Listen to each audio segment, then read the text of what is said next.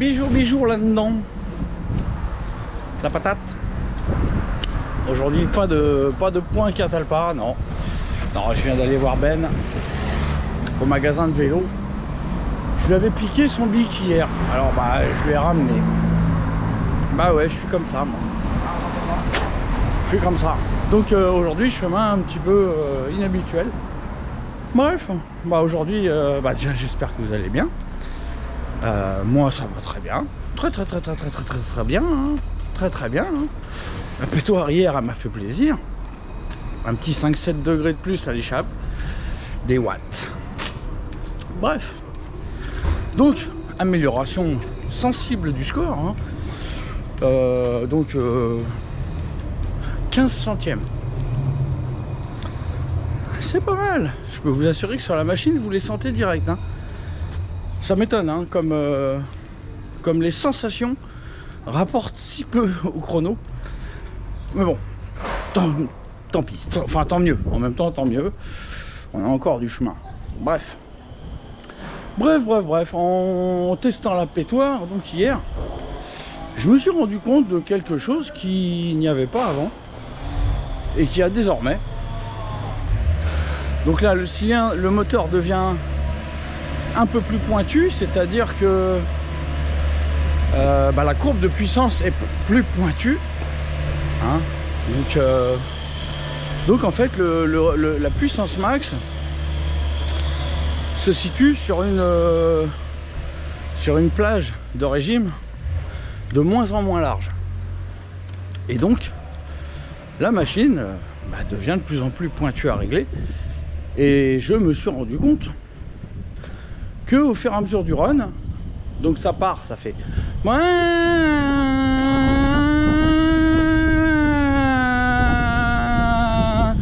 j'exagère un peu.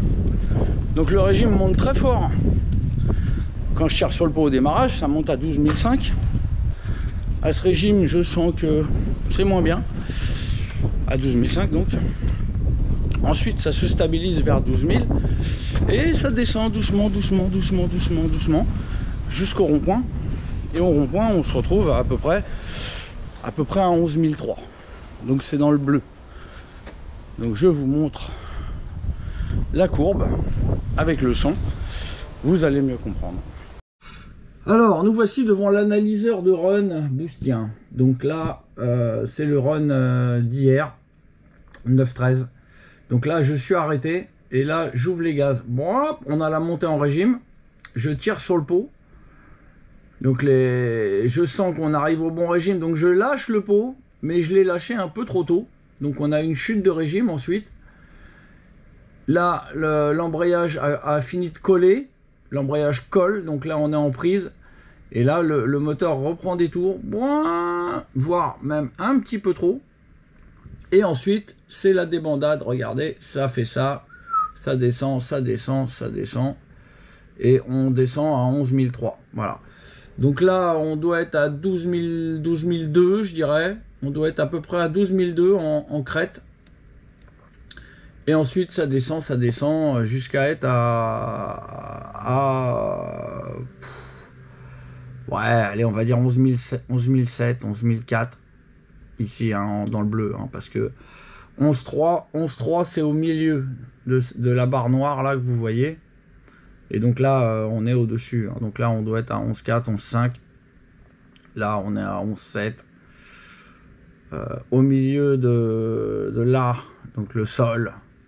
Au milieu, ici, on est à 11.5. 11.9. Là, on doit être à 12. On doit être à 12. Et là, on doit être à 12.2. Voilà. Donc, vous allez voir. Je vous fais avec le son. Voilà, ça c'est le run d'hier, hein, 9-13.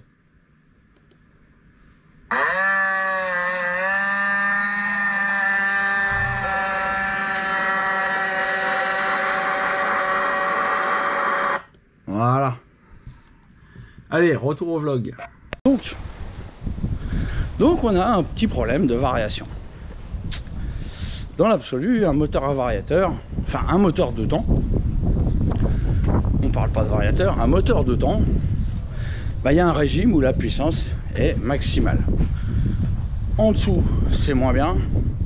Au-dessus, c'est moins bien.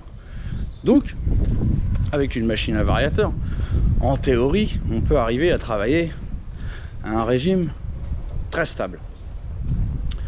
Donc, dans l'absolu, l'idéal, ça serait que le moteur fonctionne toujours à ce régime de puissance maximale. Bah, c'est pas le cas là. C'est pas le cas. On le dépasse un peu. Je l'ai dépassé un peu au démarrage. Enfin, c'est mon ressenti. Hein.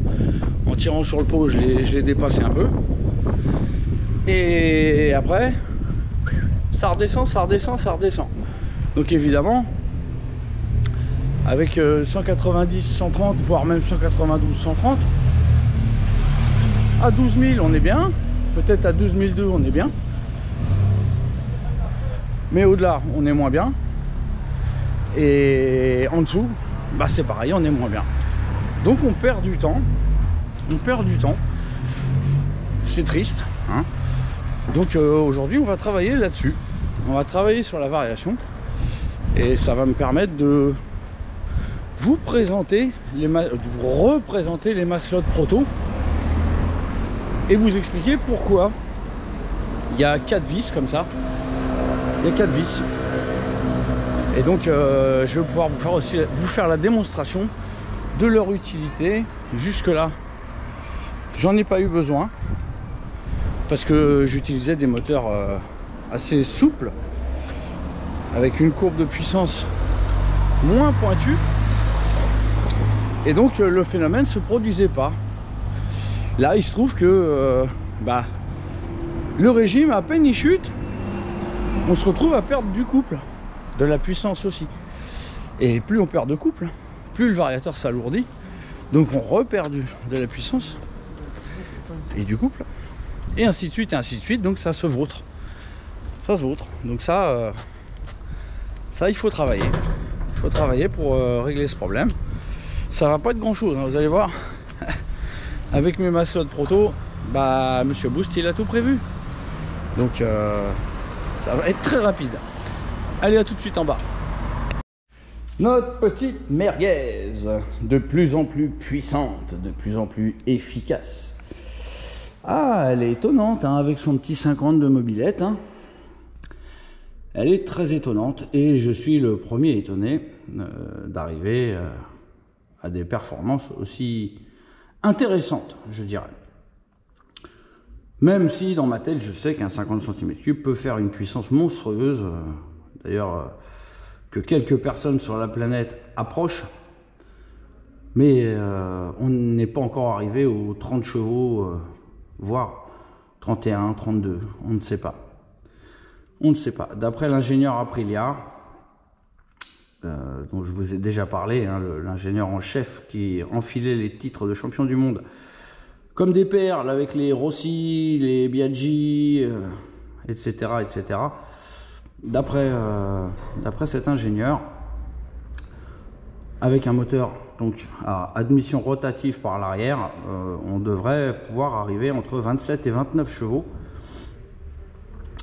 Et cet ingénieur, qui a d'ailleurs beaucoup d'expérience et qui a priori, d'après ce qu'il me dit, expérimenté le GFE juste avant de rentrer chez Aprilia, le GFE apporterait 10% en puissance.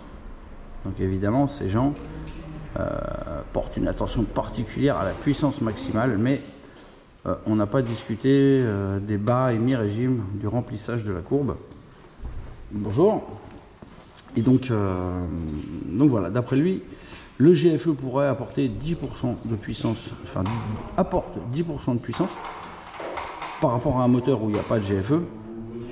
Maintenant donc, ils utilisaient un moteur à admission rotative par l'arrière sur l'Aprilia, et il n'y avait pas de GFE. Et normalement, c'était l'évolution qui était prévue. Et ça s'est pas fait, vu que le 2 temps a été interdit en compétition. Donc voilà. Donc on est passé au 4 temps. Et le GFE n'est pas apparu dans les Aprilia de Grand Prix. Donc ces fameux 10% dont je vous parle auraient dû être ajoutés aux 27 à 29 chevaux que Yann Thiel a annoncé de possible avec un 50 cm3 de temps qui serait, si vous voulez, un modèle réduit de l'Aprilia de Grand Prix. Donc si on prenait le moteur de l'Aprilia 125 de Grand Prix, la RSA, et qu'on le réduisait à 50 cm3, on serait à 27-29 chevaux sans GFE, et avec un GFE, on arriverait donc en théorie à plus 10% de 27-29, c'est-à-dire à 31-32. Je ne sais pas si vous vous rendez compte quand même. Donc on pourrait en théorie arriver à quelque chose de phénoménal avec ce moteur. Bon, on n'a pas l'admission rotative arrière, même si j'ai commencé à en dessiner une. Pour le moment, c'est juste un fantasme. Mais voilà, a priori, il est possible de passer les 30 chevaux avec un 50 cm3. Donc, je ne suis que partiellement étonné par les performances de ce petit 50 pour le moment. Voilà pour le blabla technique. Donc, je vous parlais du variateur et du Stradivario et de ses maslots prototypes. Ben, comme vous pouvez voir, là, j'ai 4 vis. J'ai 4 vis qui sont vissées sur les doigts de ma slot. Et ces vis servent à quelque chose, hein, mais maintenant, elles me posent problème. Elles me posent problème parce que je vais vous expliquer. Attendez, je coupe, je démonte la courroie et je vous explique. Voilà, on peut rentrer dans les explications. Alors, lorsque les maslots sont à l'horizontale, comme ça, la vis va avoir tendance à plus empêcher la maslotte de s'ouvrir, donc vers le moteur, étant donné que la force centrifuge l'emmène sous l'axe de la maslotte. Vous voyez, la vis, elle est sous l'axe de la maslotte. Donc, à bas régime, la vis a tendance à vouloir faire passer, enfin, à empêcher la maslotte de s'ouvrir. Oh, d'accord. Hop, et un squat. Ensuite, le variateur s'ouvre. Donc, tant que la vis, je vous fais de l'ombre avec ma main, tant que la vis reste sous l'axe de ma slot, eh ben, ça l'empêche de s'ouvrir. Et une fois qu'on arrive au-delà de l'axe de ma slot, eh ben, ça contribue à ouvrir le variateur avec les contrepoids classiques. Donc, en toute logique, plus je vais alléger cette vis, voire les retirer,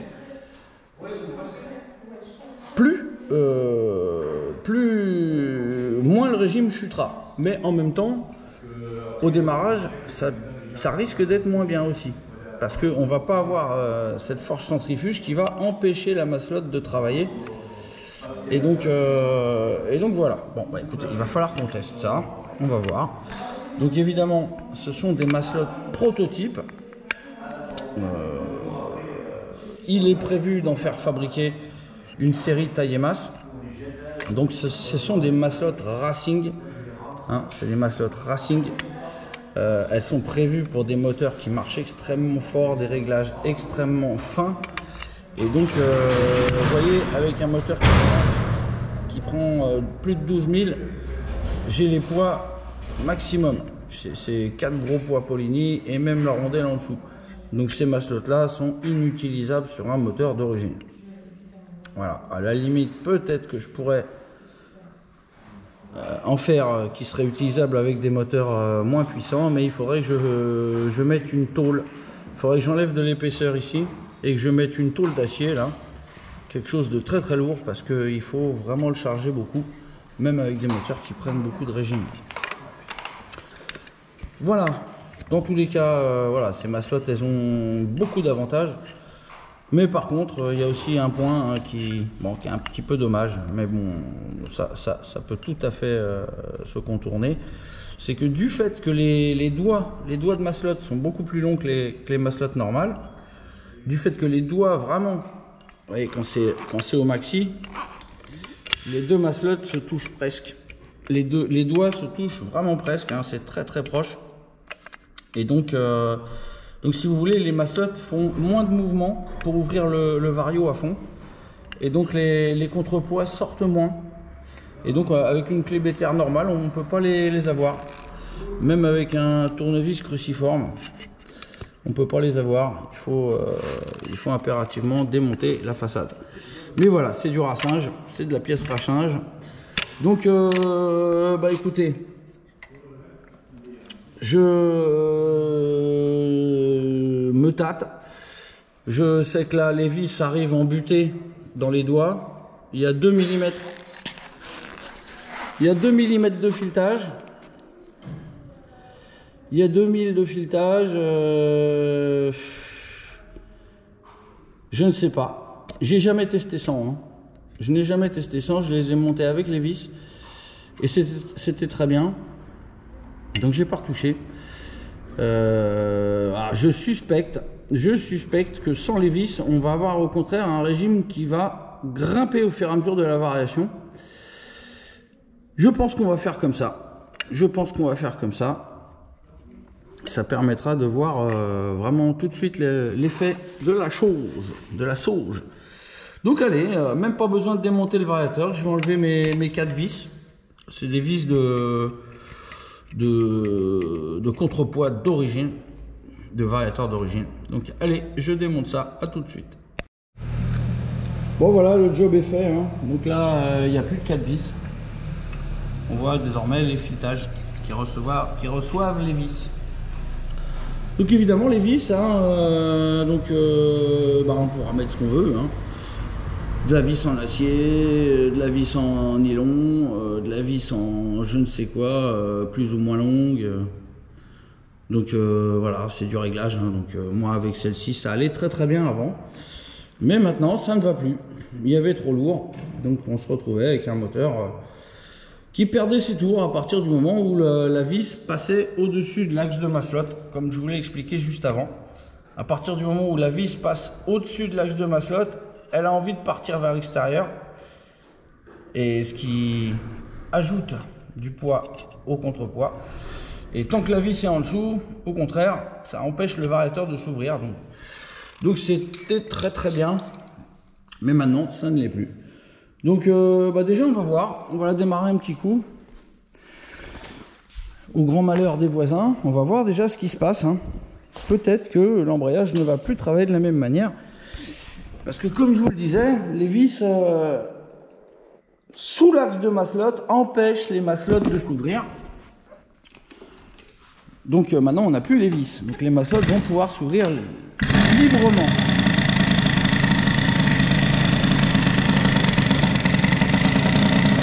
Donc on va voir, on laisse chauffer un petit peu la bête.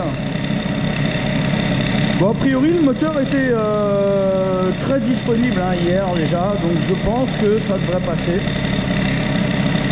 On va voir. On va voir. Hein.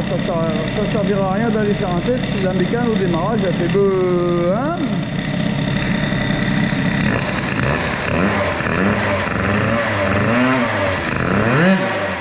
C'est bon. c'est bon. Bon, ça devrait être bon. En tout cas, à froid, c'est bon. Hein. Bon, bah les gars, je vous propose qu'on aille se faire un petit testage. On va voir ce qui se passe. Hein. Est-ce qu'on va avoir un régime stationnaire? Est-ce qu'on va avoir un régime qui décolle? Ou un régime qui chute hein. Je peux me tromper. Hein. Mais a priori, comme je vous dis, ce réglage est fait justement pour pouvoir avoir un régime le plus stable possible. Et donc on va en avoir besoin par la suite parce que j'ai probablement pas fini de rendre ce moteur pointu. Donc voilà, il faut impérativement rester toujours à un régime stable pour avoir l'efficacité maximale au bon régime stable. Voilà, allez, je range mon petit bordel, je mets le casco sur la této de Monsieur Bousteau et on va testostérone. Oui. Et bon, bah, allez hop. Hein. Alors, il y a un truc que je comprends pas, hein, c'est que mon avant se dégonfle plus. Il s'est dégonflé 2-3 fois et depuis, il se dégonfle plus. Bon, c'est magique. Il devait y avoir une petite merguez dans la soupape. De la valve. Je sais pas, je ne vois que ça comme explication plausible. Alors voilà, aujourd'hui on ne teste rien sur le moteur. Enfin, le groupe thermique. On travaille sur la variation, hein, afin d'essayer d'avoir un régime le plus stable possible. Donc on commence, comme je vous l'ai expliqué, sans les vis. On le tente, on va voir. Si le régime chute, bah, c'est qu'il faut remettre un petit peu de vis. Enfin un petit peu de poids. Donc on verra, on va voir. Allez, petit tour de testinge à la fraîche. Bon, j'ai encore un vent de merde. Vous voyez, hein, le vent, là je l'ai dans la face, hein, bien comme il faut. Donc bon, de toute façon on s'en fout du chrono. Ce qui est important c'est le régime. On veut un régime bien stable.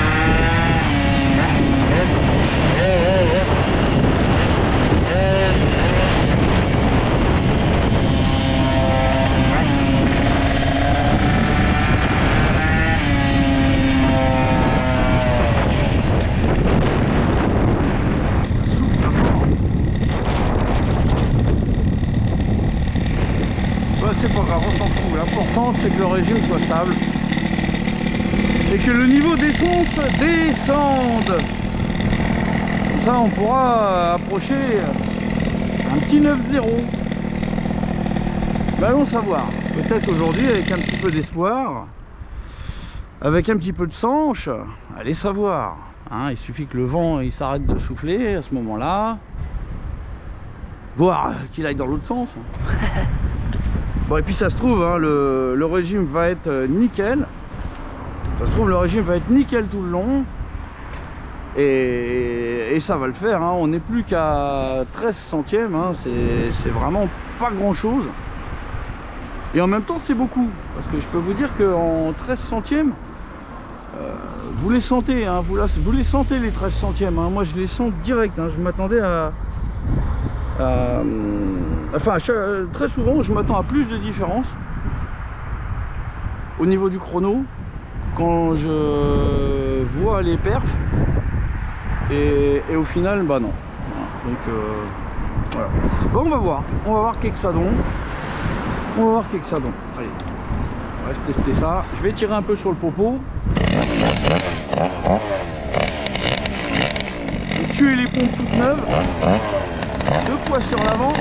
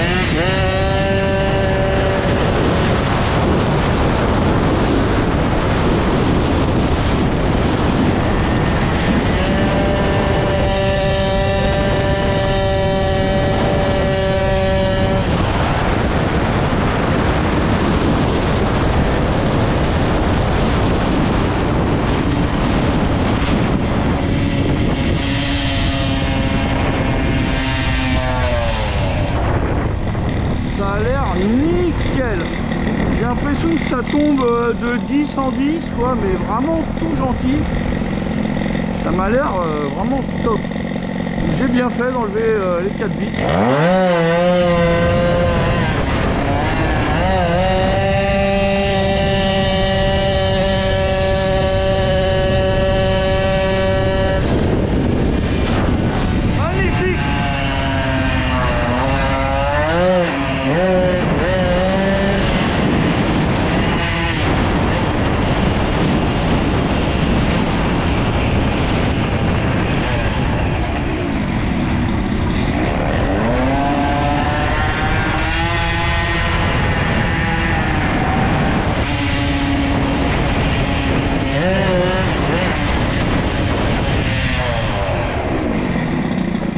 Et le test de l'embrayage, impeccable. Bon, on va quand même se faire un petit samplé testage pour valider les 99 qu'on a retrouvés après avoir tapé dans le cylindre. Et je vous ai expliqué pourquoi. Parce que quand on remonte la lumière d'échappement, ça décomprime le moteur et donc ça enrichit un peu la carte. Donc on devait être un peu pauvre lorsqu'on a eu 114, 112, 113, 114. Et là on est de retour, à des températures magnifiques sous 100 degrés pour un moteur qui marche la mort. C'est incroyable. En tout cas, je suis ravi. Le retrait des vis a fait son job. Mais je remarque que ça chute encore 10 tours par 10 tours minute. Donc peut-être qu'il faudrait alléger encore un petit peu les maslottes afin de pouvoir avoir un régime ascendant. Alors,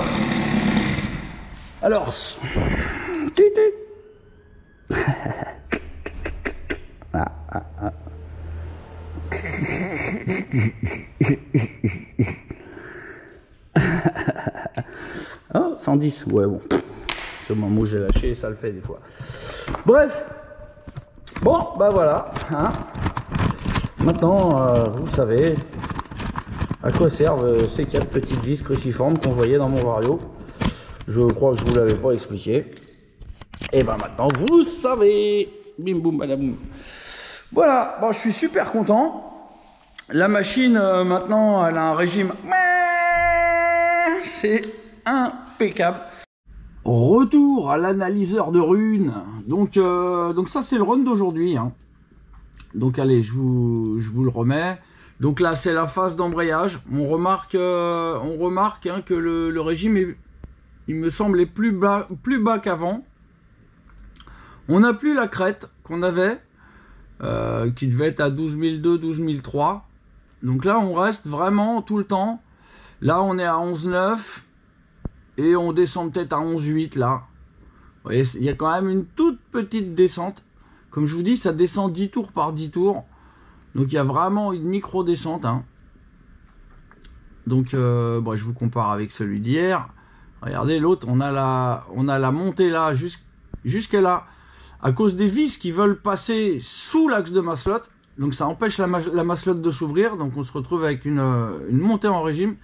Et ensuite, regardez, ça descend beaucoup, on va dire. Il y a 600-700 tours, mais sur un moteur très pointu, c'est très important. Et donc là, on retourne au run d'aujourd'hui. C'est celui-là. Donc là, vous voyez, c'est beaucoup plus stable. Beaucoup plus stable. Là, on a une descente de peut-être 100 tours à tout casser. Et ça, je pourrais encore travailler. Il suffirait que j'allège encore un petit peu au niveau de là où il y a les vis. Et je pense qu'on pourrait vraiment avoir quelque chose de très droit. Donc, allez, je vous le fais écouter. Hop. Non, tu veux pas. Bon. Voilà. Hop. Allez, ça va viendre. J'ai bien mis le run du jour. Non, là, il faut que j'enlève le mute. Et que je mute celui-là. Sinon, on va entendre 2 bécanes en même temps. Allez.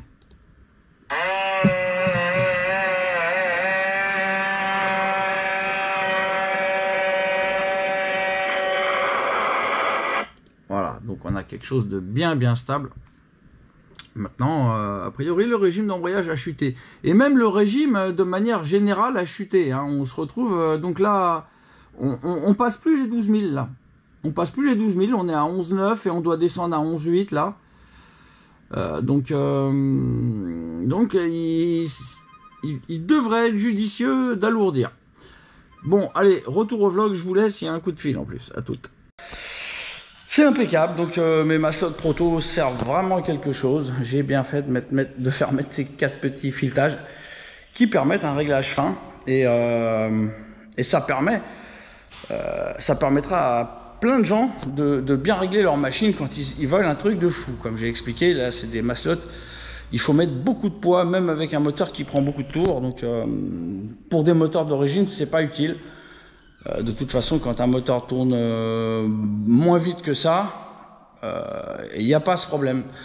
Il y a ce problème, surtout quand on commence à dépasser les 12 000, et ben on a des problèmes de régime qui peut chuter, parce que le couple chute très vite avec le régime. Il suffit qu'on perde un peu de régime, et hop, c'est la débandade, le couple chute, le variateur donc s'ouvre plus, le couple continue de chuter, donc il s'ouvre encore plus, et oui, il y en a qui doivent connaître ce phénomène. Bah voilà. Voilà. Bon, bah les gars, ça aura été court aujourd'hui, mais bon, a priori vous aimez bien quand ça fait un quart d'heure, donc j'espère que ça fera pas plus. Voilà. Merci d'avoir regardé ce petit vlog d'affûtage de variation.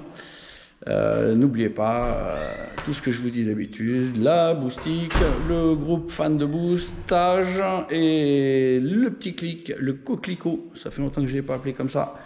N'oubliez pas le petit coquelicot boost. Allez, à bientôt les gars, à la prochaine. Je réfléchis à ce que je vais faire pour améliorer le score, parce que commence à être méchant le score là, hein. Ça va pas être facile. Hein. Allez, tchuss.